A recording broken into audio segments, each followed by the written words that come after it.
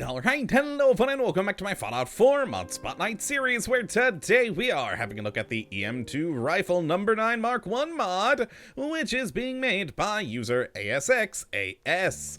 And what this glorious little piece of work looks to add into the game is the wonderfully odd EM2 rifle, which I've been having so much fun with, as this is a real-world Cold War design weapon that I think fits very nicely into the Commonwealth, as it was, well, designed and made in the 50s, saw some service with the British military, and was the predecessor to the modern SA-80.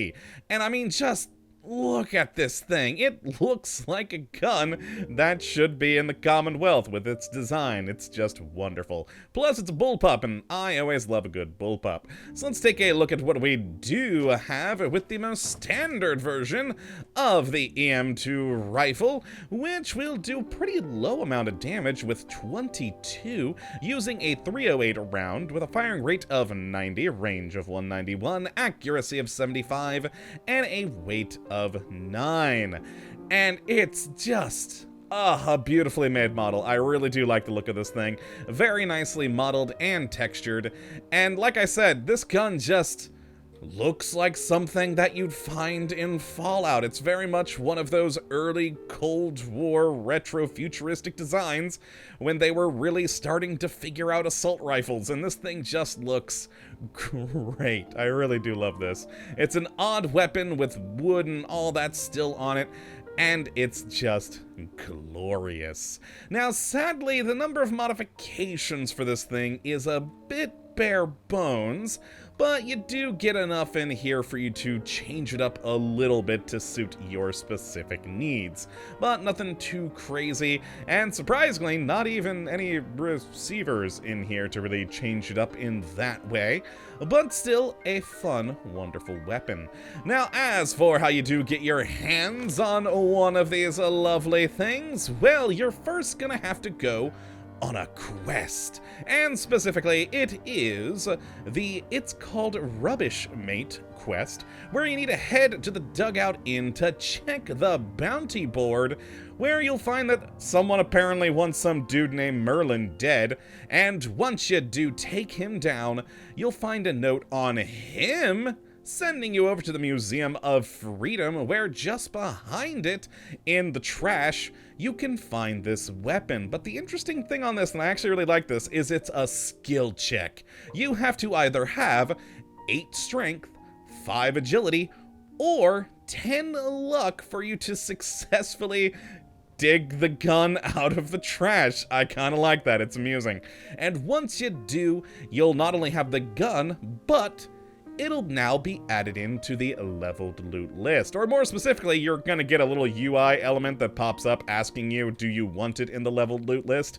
And you can choose between yes, integration for shops and enemies, or just shops, or no leveled loot list integration whatsoever.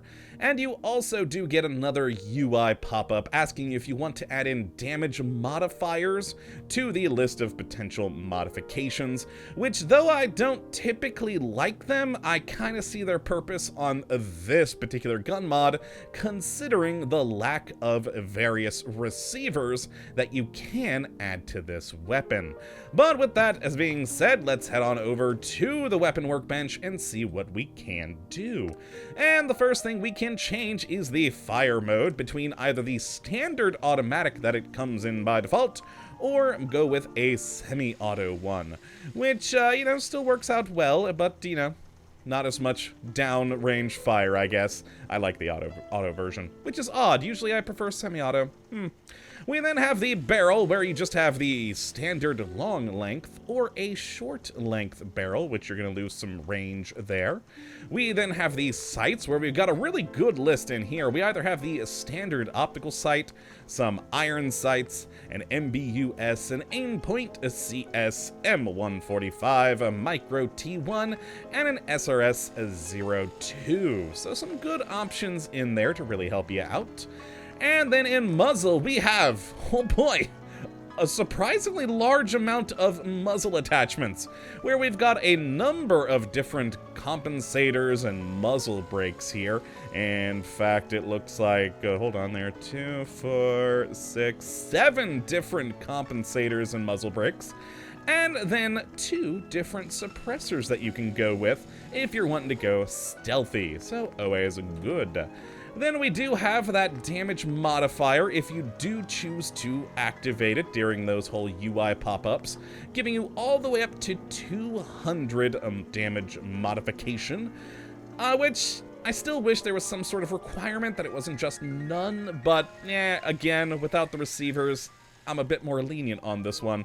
And then finally, we have the texture skins, where you can either stick with the wood material default, or go with a black polymer, or a tan polymer. So a nice one there to give it a little bit more of an aesthetic change. And that is all we can upgrade for the EM rifle. Again, I'd love to see some more things in there, especially receivers, to change up fire rates, damage types, etc. I think that'd be really cool. And who knows, maybe we'll get them one day. No idea. But even without them, I still think this is a great gun that, again, I very much feel fits in so wonderfully in the Commonwealth. Just look at it. It's strange and I love it. So let me pick up my customized versions here and let's take some shots. And of course, with the standard optical scope, this thing works pretty nicely. Not a whole lot of kick to it, so you can really keep on target. Granted, with the 22 damage, you're really going to need to stay on target because, well, you're going to have to put a lot of bullets down range to kill a thing. But still, very nice. And after a good reload there, nice custom reload animation, I'll be quiet so you can hear the shots for a second.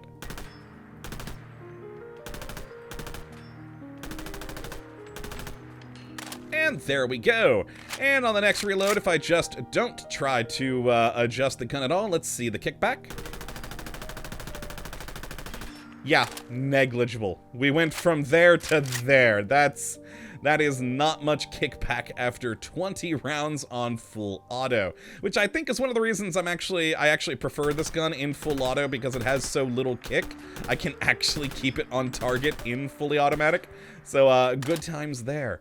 Now let's go to one of my modified versions that I did make earlier. Let's go with, yes, this one, which is still in full auto. Went with the, I forget what these sights are called now, but some more modern-ish looking sights, compensator, and, well, the damage modifier.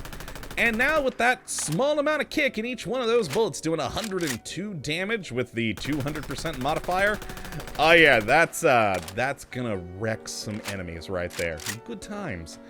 And then finally, I've got my silent sniper version, again with the 200% modification.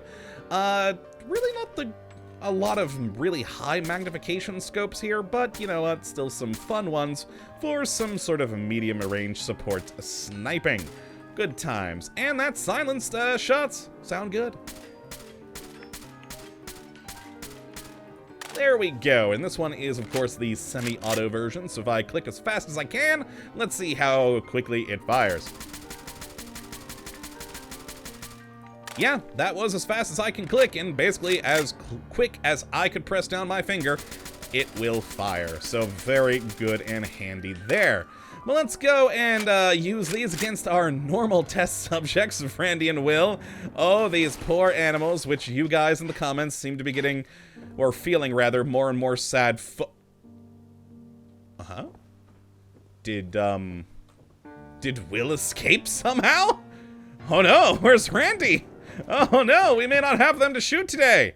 Oh, seriously, where did they go? Huh, that's odd and awkward, but, okay, well, let's just go over the hill here real quick and find an enemy to shoot, and then all will be well. Randy and Will actually get a reprieve in this episode. I didn't plan that, but hey, there you go. Like I said, after all you guys feeling sorry for them, might as well go shoot something else. There should be probably an enemy up this way, I would imagine, but let's find out. Trudy. There is! Oh, it's these guys. Oh, you know what? I'm just gonna murder everyone here. I forgot about the Drumlin Diner. You know what that Ha! Your bad guys die! Big mistake. There we go. And that one got taken out with the silenced one. Let's take out this one. Simone here. Sorry. With that. Should've They're just down. run. Perfect. Anyone else? Nope. They died. Yeah, so pretty good. Took those two out quite nice and quickly. Good times. But yes, that is the EM2 Rifle No. 9 Mk1. And there's even a little additional bit to the end of the title, From Trash to Glory. And oh my, do I love this thing. It's a great, historic, original sort of bullpup, or at least original to the modern era. I think there were some, like, earlier, even musket bullpups, if I'm remembering right. But a fun weapon from an interesting time period that can be quite an entertaining little gun here in the Commonwealth. So if you'd like to have a look at this for yourself, which I'd certainly recommend you go and do, you can have a look at the link in the description as per usual. But that's gonna be it for today, my friends. I hope you all have enjoyed and that you do come back for the next. But until that time, thank you for watching, and as always, have a good one.